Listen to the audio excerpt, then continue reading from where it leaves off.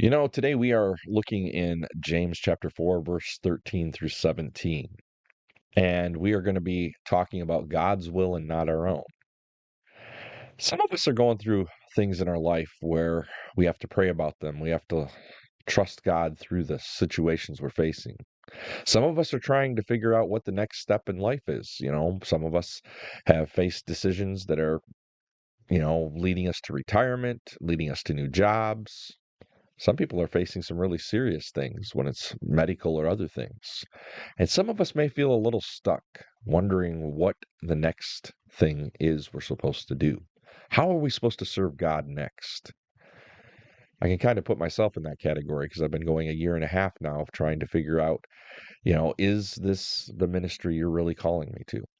And I know it sounds strange, and I'm glad we're, a blessing to all of you, but it's different doing ministry online than what it is doing ministry in a church. And you wonder sometimes what impacts you're having.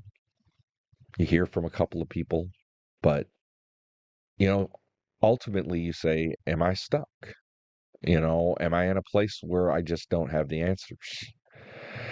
So I think, we need to come to a passage like we're looking at today, and we need to keep an open mind because we're going to be in James chapter 4, and I want us to read the scriptures there, but I want us to listen seriously, especially for those of us going through some type of change or decisions.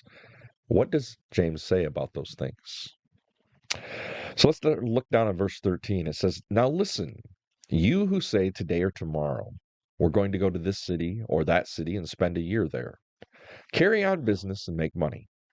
Why, you don't even know what will happen tomorrow. What is your life? You are a mist that appears for a little while and vanishes. Instead, you ought to say, if it's the Lord's will, we will live and do this or do that. As it is, you boast and brag, and such boasting is evil. Anyone then who knows the good that he ought to do and doesn't do it sins. These are some powerful verses that I've relied on in my life and verses that I've had to stand on going through some situations, even in the last few years. A lot of people try to make big plans. They try to say, I'm going to do this or I'm going to do that. That's what James is talking about. Some people boast, I'm going to go to college and I'm going to get a job where I'm going to work for a business and I'm going to make $1 million a year. Those are boasting things. Every one of us who's probably my age has been through enough life to know the things you thought you were going to do don't always pan out the way you thought they were going to. Where you thought you were going to work when you left college isn't probably where you're working now or where you ended up working by the time you retired. Things change, life changes, decisions have to be made, businesses move. There are people out there that live their lives for their business. And I'm not talking about the business owners. I'm talking about people who basically make whatever they do their whole livelihood. You know this because when you meet them, they always talk about their job. And I don't just mean like, yeah, I work over here. I mean like they talk about their job constantly. And it's like that's all they care about. Some of them, it's even in spite of their families. And I say this because every job has an ending point. For each and every one of us, wherever we are in life, every job is going to change. We're going to get promoted, so it won't be the same job. We're going to get changed positions, so it's not going to be the same job. The company's going to move or be bought out and taken over, or who knows what else. There's 100 other things that I could list. As I said, very few people who start out in a career start at a place and stay there till they retire.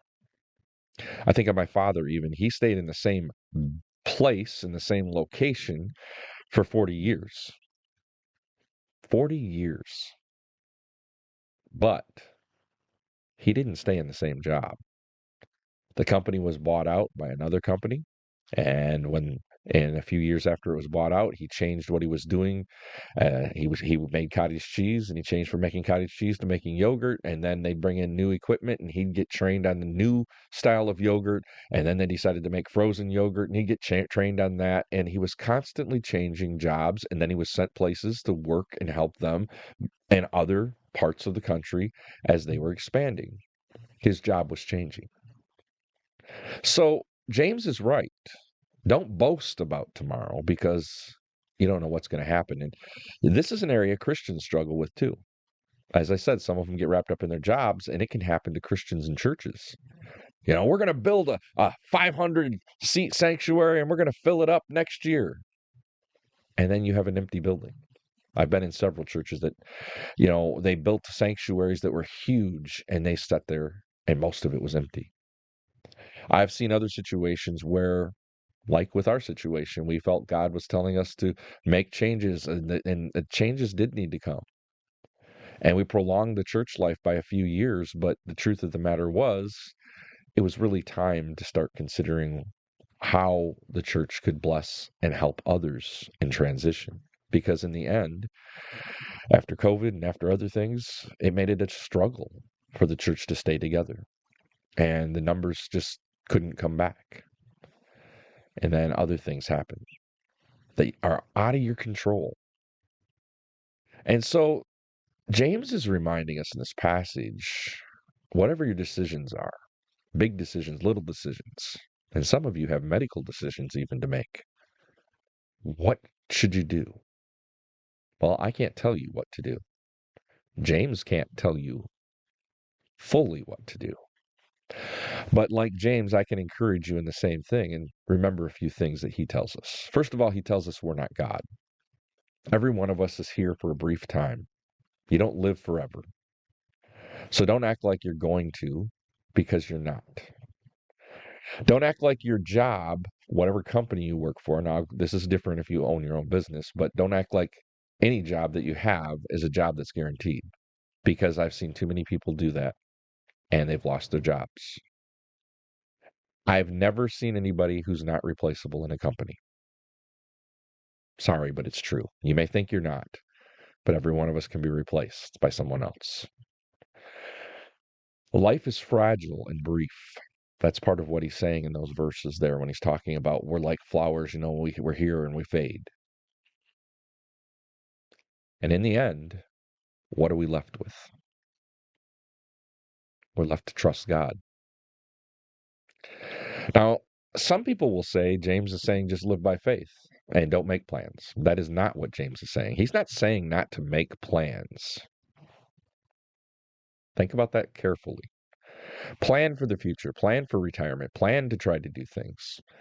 But in the end, James is saying you got to leave it in God's hands. In these verses, that's what he's truly saying. You got to leave it in God's hands. You should say, if it's the Lord's will, we'll do this or that. And by doing that and continuing in a prayerful life that says, if it's God's will, sometimes that means you have to say, God's will is, He took me this far. I think of Paul, when Paul is talking about he and Apollos to the Corinthians, and he basically said, I planted the seeds. But Paul also makes comments in Corinthians, and he tells them, I'm glad I never baptized any of you. Now, that sounds strange to us as Christians, doesn't it? But what was happening in Corinth was they were causing division between each other and saying, I follow Paul, I follow Apollos. And he's like, no, no, no, no. I didn't baptize any of you. Don't say that it's me, you know. But what he does say is this: I planted seeds, Apollos watered and got to see those seeds grow. He was there for the season of planting. And sometimes that's the way it is for you and I. We're not always there for the full season that we thought we were supposed to be. We may get in our heads and get in our minds, and I know I've done that before.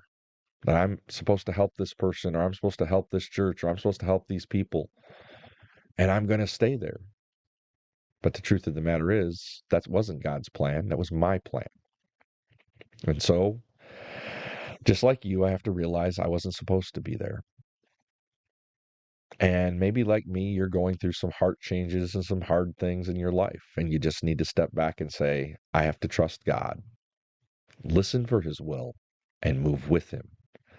And whatever I'm praying for, I have to say it's in his will, in his time, and not my own. Does that mean he's not going to call us to something more? And maybe he's still trying to call us to something more from our hearts? No. He's going to call us. He's going to put those burning desires there. But we have to keep saying, in his will, in his time, in his way. I hope today that you understand this and you can carry this with you, and that you will turn those things over that you're worried about and let the blessings of God carry you as you trek this journey of life. That's today's Devo on Deep Treks. No matter how deep the questions or dark the doubts, there's always a path forward. Reach out at deeptreks.com with prayer needs or topics you'd like us to On the journey.